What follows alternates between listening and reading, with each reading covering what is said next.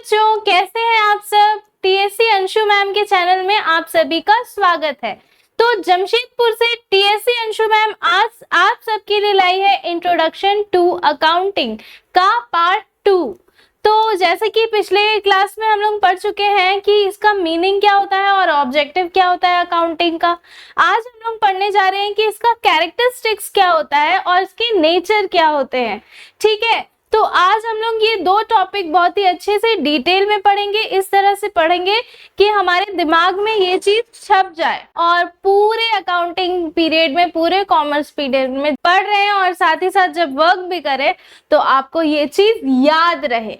ठीक है, तो इस तरह के अच्छे अच्छे वीडियोस अगर आप लोगों को चाहिए तो जिन्होंने इस चैनल को सब्सक्राइब नहीं किया है जल्दी जल्दी से जाके चैनल को सब्सक्राइब कर दे।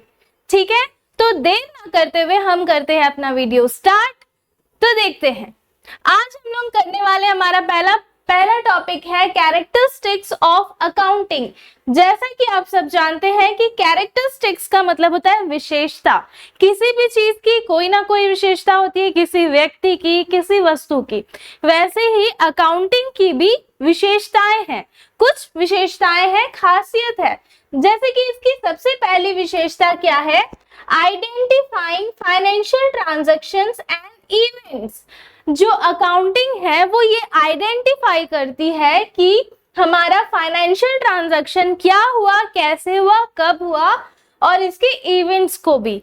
ठीक है, ये हुआ इसका फर्स्ट कैरेक्टरिस्टिक। दूसरा कैरेक्टरिस्टिक है मेजरिंग द ट्रांजैक्शंस। जो भी ट्रांजैक्शन हुआ है उसको मेजर करना, ये उसका दूसरा कैरेक्टरिस्टिक्स है, दूसरी विशेषता है कि ये फाइनेंशियल ट्रांजैक्शन को आइडेंटिफाई तो करता है, साथ ही साथ मेजर भी करता है। तीसरा कैरेक्टरिस्टिक्स है रिकॉर्डिंग ऑफ ट्रांजैक्शंस। जो भी ट्रांजैक्शन होते हैं उसको रिकॉर्ड भी करता है। ये इसकी तीसरी विशेषता है। ठीक है, जैसे लोगों की विशेषता होती है ना, कोई अच्छा गाना गा सकते हैं, कोई अच्छा डांस कर सकते हैं, वैसे ये सारी अकाउंटिंग की विशेषता है। पहला विशेषता था कि identify financial transaction, measuring the transaction, recording of transaction. और फोर्थ कैरेक्टरिस्टिक्स है क्लासिफाइंग द ट्रांजैक्शन। किसी भी ट्रांजैक्शन को क्लासिफाई करना, यानी कि उसको अलग अलग करना, क्लासिफाई करना, बांटना, समराइज करना। समराइज द ट्रांजैक्शन, किसी भी ट्रांजैक्शन को छोटे फॉर्म में लिखकर उसको और भी मीनिंगफुल बना देना। Analysing and interpreting financial data. साथ ही साथ ये एनालाइज भी करता है और इंटरप्रेट भी करता है। जैसे कि फाइनेंशियल डेटा में अगर कोई भी एरर्स है या फिर कोई भी प्रॉब्लम आ रहा है तो ये एनालाइज एंड इंटरप्रेट भी करता है फाइनेंशियल ट्रांजैक्शन को। तो क्या आपको पता है कि एनालाइज और इंटरप्रेट का क्या मतलब होता है? जो डेटा बना हुआ है अगर उसमें कोई एरर्स आ रहे हैं, कोई फॉल्ट है, उस चीज को भी एनालाइज करता है। और साथ ही साथ अगर लॉस आ रहा है, कंपनी में लॉसेस हो रहे हैं, तो वो लॉस क्यों हो रहा है, और या फिर हम लोग ग्रो नहीं कर पा रहा, कंपनी ग्रो नहीं कर पा रहे, तो वो क्यों हो रहा है, इस चीज में भी हेल्प करता है अकाउंटिंग। और इसको कहते हैं, इस प्रोसेस को कहते हैं एनालाइजिंग। और उस फॉल्ट को या उस एरर को ठीक करने के लिए जो एक्टिविटी किया जाता है उसको कहते हैं इंटरप्रेटिंग। ठीक है, आई होप आप लोगों को समझ में आ रहा होगा। अगर आ रहा है तो कमेंट करना ना भूलें।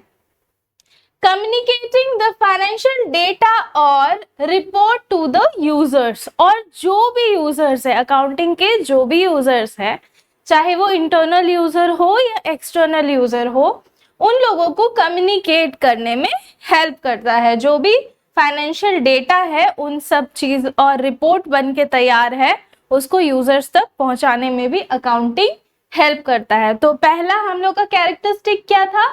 Identifying financial transaction, measuring the transaction, recording of transaction, classifying the transaction, summarizing the transaction, analyzing and interpreting financial data, communicating the financial data or reports to the users।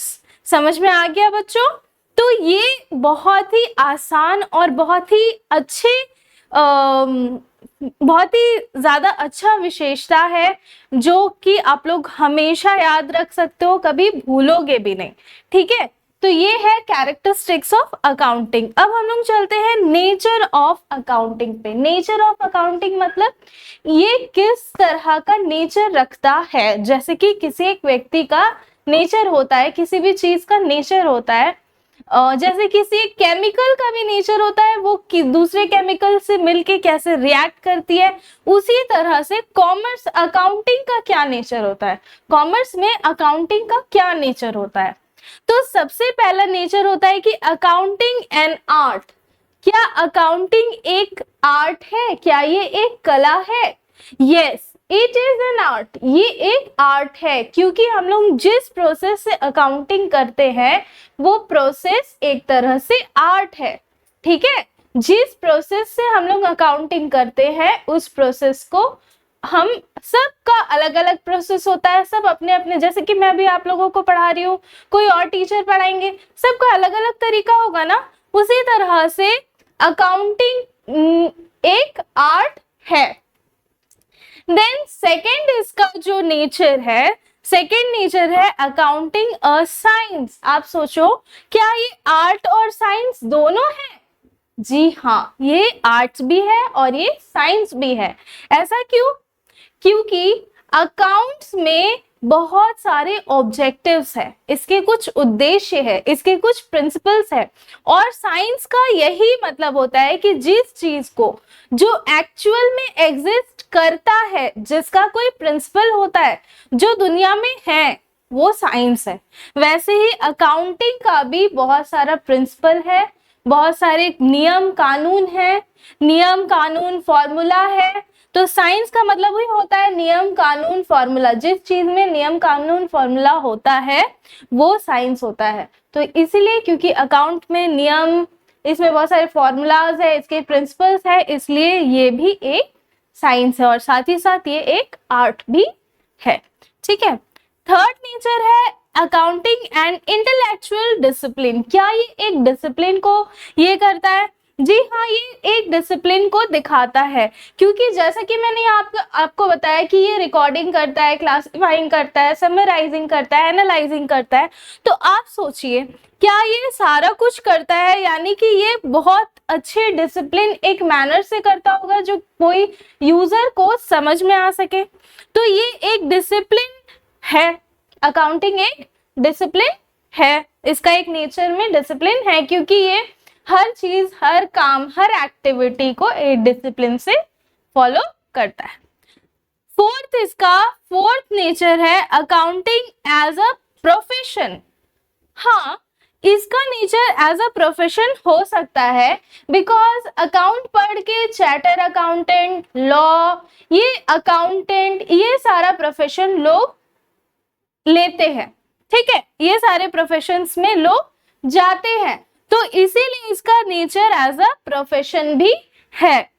Accounting a social force, ये एक social force भी कह सकते हैं, क्योंकि accounting जो है वो सोशली भी लोगों के लिए बहुत ज्यादा काम आता है, क्योंकि इसके जितने भी रिकॉर्ड्स होते हैं, अकाउंटिंग ट्रांजैक्शंस होती हैं, वो एक्सटर्नल यूजर्स में पब्लिक भी आते हैं, जिसके लिए बहुत ज्यादा यूजफुल होता है। तो ये एक सोशल फोर्स है। Accounting a service activity, it is a service activity, ये एक तरह से सर्विस एक्टिविटी भी है, क्योंकि ये लोगों के लिए थोड़ा यूजफुल है। तो बच्चों, आप सबको ये वीडियो कैसा लग रहा है आप लोग जरूर बताइएगा, और लाइक, शेयर, कमेंट जरूर कीजिएगा, ताकि आप जैसे छोटे छोटे बच्चे जो हमारे साथ जुड़ रहे हैं, कॉमर्स के लोग जो कॉमर्स अभी लिए हैं नया नया 11th क्लास में, आप लोगों को हेल्प मिल सके। और सिर्फ 11 ही नहीं, 11 से तो आप लोग का जर्नी स्टार्ट होता है, 11 से लेके आप ग्रेजुएशन पीजी तक में भी अगर आप लोगों को इन सब बेसिक चीजों में प्रॉब्लम आ रहा है तो आप इस वीडियोस को जाके गो थ्रू कर सकते हैं। ठीक है, तो वीडियो को शेयर, ज्यादा से ज्यादा शेयर करें और सब्सक्राइब करना ना भूलें। Goodbye, take care, bye bye.